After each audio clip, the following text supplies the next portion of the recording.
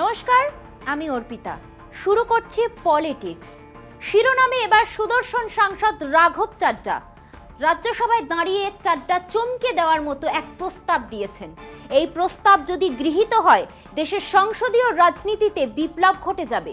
সংসদ বা রাজ্যে রাজ্যে বিধানসভায় হয়ে উঠবে তরুণ রাজনীতিকদের মহামিলন ক্ষেত্র। অবসান হবে তথাকথিত বৃদ্ধতন্ত্রের। আম আদমি পার্টির সাংসদ রাঘব চাড্ডার প্রস্তাব নিয়ে শোরগোল শুরু রাজনৈতিক মহলে। প্রয়োজন হয়নি তাই আমরা নজর দিইনি এই দিকে। ভালো করে দেখলেই বোঝা যেত দেশের সংসদে বা বিধানসভায় কম বেশি রাজনীতিকদের সংখ্যা কমেছে। দেশ জুড়ে তারুণ্য বাড়ছে, অথচ বৃদ্ধরাই দেশের নির্বাচিত জনপ্রতিনিধি।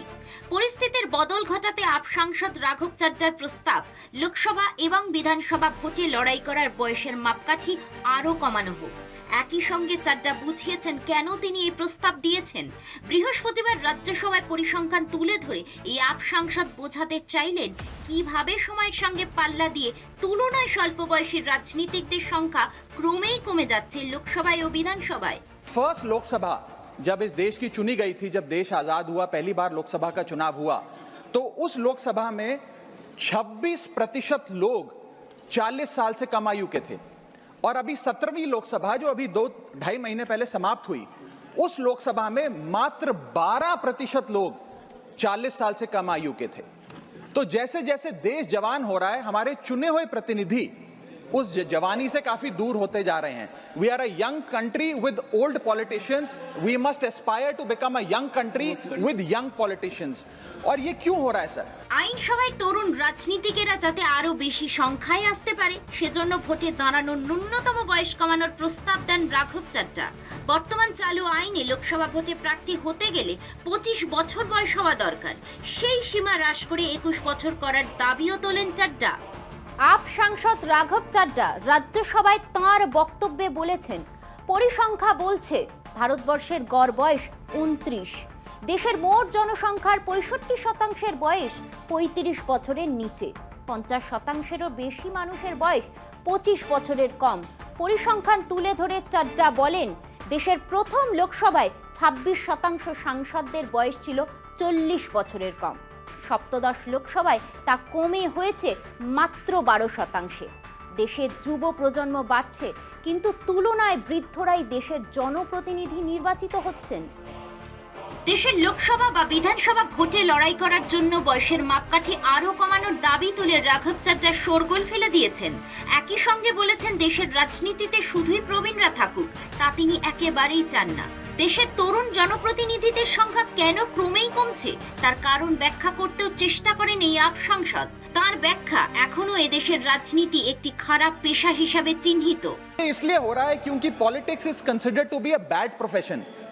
जब बच्चा बड़ा होता है तो माँ बाप कहते हैं कि बड़े होके बेटा डॉक्टर बनना, इंजीनियर बनना, स्पोर्ट्स पर्सन बनना, साइंटिस्ट बनना, चार्टर्ड अकाउंटेंट बनना।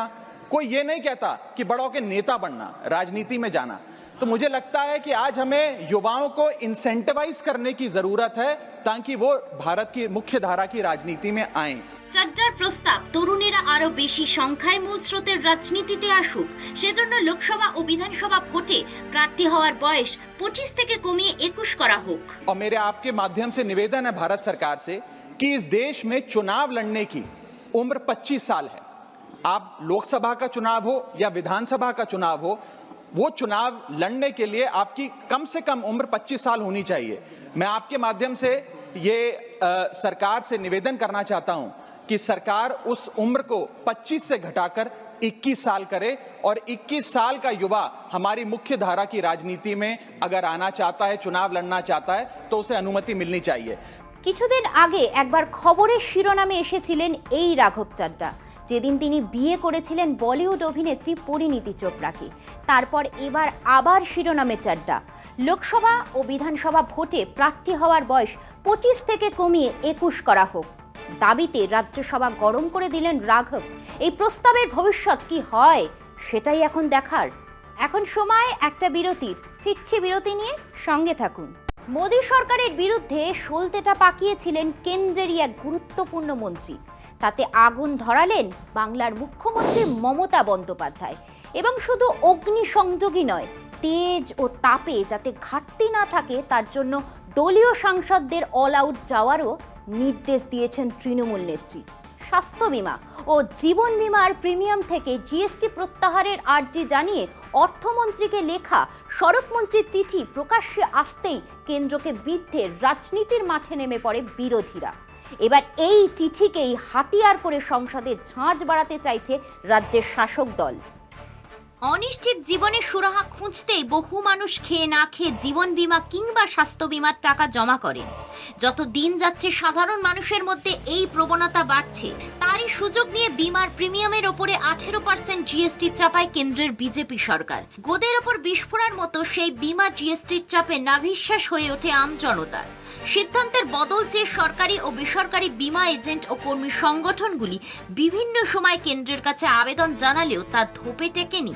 এই পরিস্থিতিতে আসরে কেন্দ্রীয় সড়ক ও যোগাযোগ মন্ত্রী নীতিন গডকরি সম্প্রতি নিজের কেন্দ্র নাগপুরের এক অনুষ্ঠানে বীমা কর্মী সংগঠনের তরফে এ বিষয়ে তাঁর দৃষ্টি আকর্ষণ করা হলে কেন্দ্রীয় অর্থমন্ত্রী নির্মলা সীতারামনকে সরাসরি চিঠি লেখেন নীতিন। আর সেখানেই বীমার প্রিমিয়াম থেকে জিএসটি প্রত্যাহার বিবেচনা করার অনুরোধ করেছেন সড়কমন্ত্রী। নীতিনের যুক্তি, অনিশ্চিত ভবিষ্যতের দিকে তাকিয়ে যারা জীবন বীমার টাকা জমা করেন সেখান থেকে জিএসটি আদায় সামাজিক দায়হীনতারই নামান্তর। একইভাবে জীবন সুরক্ষার জন্য স্বাস্থ্য বীমা বাবদ যে টাকা জমা পড়ে সেখান থেকে জিএসটি কাটা আর যাই হোক জনস্বার্থ হতে পারে না। বীমা প্রিমিয়ামের ওপর জিএসটি আদায়ের সরকারি সিদ্ধান্তে সমস্যায় পড়ে সরকারি ও বেসরকারি বীমা সংস্থাগুলির এজেন্টরা। এ নিয়ে তারা আপত্তি জানায় কেন্দ্রের কাছে। একই সঙ্গে একাধিক সংগঠনের তরফে বীমা জিএসটির হার 18 থেকে 5% নামিয়ে আনার প্রস্তাবও দেয় কেন্দ্রীয় অর্থমন্ত্রকে। কিন্তু তাতে মোদী সরকার সাড়া না দেওয়ায় আমজনতার পাশে দাঁড়িয়ে এবার নীতিনের সুরে সুর মিলিয়েছেন মমতা বন্দ্যোপাধ্যায়ও।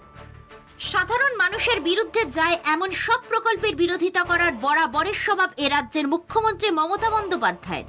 উল্টে ক্ষমতায় আসার পর থেকে বিভিন্ন জনমুখী প্রকল্প চালু করে অন্য মাত্রা দিয়েছেন বাংলাকে। মমতার চালু করা সেই সব সামাজিক প্রকল্পের ওপরে ভিত্তি করে টানা 3 বার সরকারে এসেছে তৃণমূল। এবার বীমা প্রিমিয়ামের ওপর জিএসটি আদায়ের কেন্দ্রীয় সিদ্ধান্তের বিরুদ্ধে আন্দোলন শানাতে দলীয় সাংসদদের নির্দেশ দিয়েছেন Mamata. Sir, 18% GST charged upon LI premium, life insurance, and medicine should be withdrawn. Sir, this GST is anti-people. Sir, this GST is adversely affecting the people of India. So I propose that this proposal should be rolled back. Okay. And government must roll back and GST to above to items. বীমা ইস্যুতে চলতি অধিবেশনেই যাতে কেন্দ্রের BJP সরকারের উপর চাপ বাড়ানো যায় তার রূপরেখাও তৈরি করে দিয়েছেন বাংলার মুখ্যমন্ত্রী। একই সঙ্গে প্রতিবাদ জানিয়েছেন নিজের এক্স হ্যান্ডেলেও। জীবন কিংবা স্বাস্থ্য যে কোনো বীমাই যেহেতু সমাজ জীবনের প্রাথমিক চাহিদা, তাই সাধারণ মানুষের কথা ভেবে প্রিমিয়াম থেকে জিএসটির আদায় প্রত্যাহারের দাবি জানিয়েছেন মমতা। কেন বীমা প্রিমিয়ামে জিএসটি? প্রশ্ন তুলেছেন আমজনতাও। অসময়ের জন্য তিল তিল করে জমানো অর্থ থেকেও যদি সরকার কর আদায় করে তাহলে জনস্বার্থমূলক সরকারের সংজ্ঞাটাই বদলে যাবে বলে মত রাজনীতির কারবারিদের। মানুষকে রিলিফ দেওয়ার বদলে যদি ঘুর পথে কেবল করের ফাঁসি পড়ানো হয় তাহলে তো বেঁচে থাকাই দায় বলছে আমজনতা। এখন সময় আরও একটা বিরতির। ফিরছি বিরতি নিয়ে, সঙ্গে থাকুন। গত কয়েকদিন ধরেই প্রাক্তন কংগ্রেস সাংসদ অধীর চৌধুরীকে কেন্দ্র করে নানা রকম খবর সংবাদ শিরোনামে। বঙ্গ কংগ্রেসের সভাপতি পদ থেকে অধীরের ইস্তফা নিয়েও বিতর্ক রয়েছে। এআইসিসির এক নেতা অধীরকে প্রাক্তন সভাপতি বলায় ক্ষোভ জানান অধীর স্বয়ং। অধীরের পক্ষে বিপক্ষে নানা মন্তব্য বা খবর ইতিমধ্যে ছড়িয়ে পড়েছে সংবাদ মাধ্যমে। তারই সর্বশেষ সংযোজন অধীর চৌধুরীকে রাজ্যসভায় নিয়ে যাওয়ার উদ্যোগ নাকি শুরু হয়েছে। অধীরের রাজনৈতিক ভবিষ্যৎ নিয়ে চলছে এরকমই নানা কাটাকুটির খেলা। অধীর চৌধুরীর সঙ্গে কংগ্রেস প্রতারণা করছে। Adhir Chowdhury is the right player playing in the wrong party. কংগ্রেসে থেকে তৃণমূল কংগ্রেসের বিরোধিতা করা যাবে না, মমতা বন্দ্যোপাধ্যায়ের আক্রমণ করা যাবে না। তো এইটা খাড়গে সাহেবরা বুঝিয়ে দিয়েছেন, এটা হওয়ারই ছিল। অধীর চৌধুরীকে রাজ্যসভার সদস্য করার চিন্তাভাবনা নাকি শুরু করেছে গেরুয়া শিবিরের শীর্ষ নেতৃত্ব, এমন জল্পনা ঘুরে বেড়াচ্ছে রাজনৈতিক মহলে। অধীর চৌধুরীর রাজনৈতিক ভবিষ্যৎ নিয়ে যখন নানা রকম জল্পনা চলছে, তখনই দিল্লির রাজনৈতিক শিবির ভাসিয়ে দিয়েছে এ জাতীয় একটি খবর। ফলে অধীরকে নিয়ে জল্পনা বেড়েই চলেছে। শোনা যাচ্ছে পদ্ম শিবির নাকি এ ব্যাপারে কাজও পাকা করে ফেলেছে। আপাতত ছক এই রকম। ত্রিপুরার প্রাক্তন মুখ্যমন্ত্রী বিপ্লব দেব ছিলেন রাজ্যসভার সদস্য। এবারের ভোটে লোকসভায় নির্বাচিত হয়েছেন তিনি। অধীর চৌধুরী যদি গেরুয়া শিবিরে যাওয়া চূড়ান্ত করেন, সেক্ষেত্রে বিপ্লব দেবের খালি আসনটি থেকে তাকে রাজ্যসভায় নিয়ে যাওয়া হতে পারে। বিজেপির শীর্ষ নেতৃত্ব নাকি এ ব্যাপারে চিন্তাভাবনা শুরু করেছে। সেরকম হলে অধীর চৌধুরী আর বাংলার রাজনীতিক থাকবেন না, ত্রিপুরার হয়ে যাবেন। দিন কয়েক আগে বিজেপির সাংসদ শ্রমিক ভট্টাচার্য গেরুয়া শিবিরে যোগ দেওয়ার জন্য আহ্বান জানিয়েছিলেন অধীর চৌধুরীকে। অধীর চৌধুরী যদি মনে করেন যে তৃণমূল কংগ্রেসের বিসর্জনটা পশ্চিমবঙ্গের ভবিষ্যতের জন্য, বর্তমান প্রজন্মের জন্য একান্ত প্রয়োজন, প্রাতিষ্ঠানিক লুট, সীমাহীন লোভের বিরুদ্ধে একটা লড়াইয়ের প্রয়োজন আছে, তাহলে অধীর চৌধুরী বিজেপিকে সমর্থন করা ছাড়া তার অন্য কোনো পথ খোলা নেই। হয় তিনি সরাসরি তৃণমূল কংগ্রেসকে সমর্থন করুন, আর না হলে তৃণমূল কংগ্রেসের বিরোধিতায় যে বিজেপি সামনে আছে, বিজেপির পাশে দাঁড়ান। শ্রমিকের আহ্বানের পর বিজেপির তরফে এই পদক্ষেপের জল্পনা নিঃসন্দেহে চাঞ্চল্যকর। কিছুদিন ধরেই শোনা যাচ্ছে যে বহরমপুরের প্রাক্তন সাংসদকে নিয়ে চিন্তাভাবনা শুরু করেছে গেরুয়া শিবিরের অন্দরে। যদিও এ ধরনের খবরের কোনো ভিত্তি নেই, কোনো মহল থেকেই এর সত্যতা স্বীকার করা হয়নি, তবুও বর্তমান পরিস্থিতিতে এই খবরকে উড়িয়েও দেওয়া যাচ্ছে না। এদিকে জোরদার জল্পনা যে কোনো দিনই অধীরকে পদ্ম শিবিরে যোগ দেওয়ার প্রস্তাব দেওয়া হবে। 2018 সালে একবার বিজেপির তরফে একই প্রস্তাব অধীরকে দেওয়া হয়েছিল, কিন্তু তখন অধীর রাজি হননি। 2019 সালে সংসদে নির্বাচিত হয়ে কংগ্রেস সংসদীয় দলের নেতা হন অধীর। প্রশ্ন উঠেছে, এবার বিজেপির থেকে প্রস্তাব এলে অধীর কি তা ফিরিয়ে দিতে পারবেন? যথারীতি শুরু জল্পনা। এখন অধীর সাংসদ নন, প্রদেশ সভাপতির পদও সম্ভবত নেই, তাই বাংলায় শক্তি বাড়াতে অধীরকে গেরুয়া শিবিরে যোগ দেওয়ার প্রস্তাব দেওয়া হলে তিনি তা গ্রহণ করতেও পারেন বলে মনে করছে রাজনৈতিক মহল। অবশ্য সবটাই এখনো জল্পনা স্তরে রয়েছে। নির্ভরযোগ্য সূত্রের খবর, ঠিক এই মুহূর্তে ইন্ডিয়া জোটের স্বার্থে কংগ্রেসের হাই কমান্ডের যা মনোভাব, তাতে পশ্চিমবঙ্গের তৃণমূলের সঙ্গে সমঝোতা করতে চায় এআইসিসি। জাতীয় স্তরে বিজেপি বিরোধী জোট শক্তপোক্ত করাই এখন কংগ্রেসের কাছে অগ্রাধিকার। ওদিকে প্রদেশ কংগ্রেসের তৃণমূলপন্থী নেতারা দ্রুত তৃণমূলের সঙ্গে সরাসরি জোটে যেতে আগ্রহী। গেরুয়া শিবিরের ধারণা, এই যখন পরিস্থিতি, তখন কংগ্রেস দলে থেকে গেলে প্রবল তৃণমূল বিরোধী অধীর চৌধুরীর রাজনৈতিক ভবিষ্যৎ আরও অন্ধকারে চলে যাবে। তার থেকে অধীর চৌধুরীর কাছে অনেক নিরাপদ গেরুয়া শিবিরের ছত্রছায়ায় থেকে কট্টর তৃণমূল বিরোধিতার কাজ চালিয়ে যাওয়া।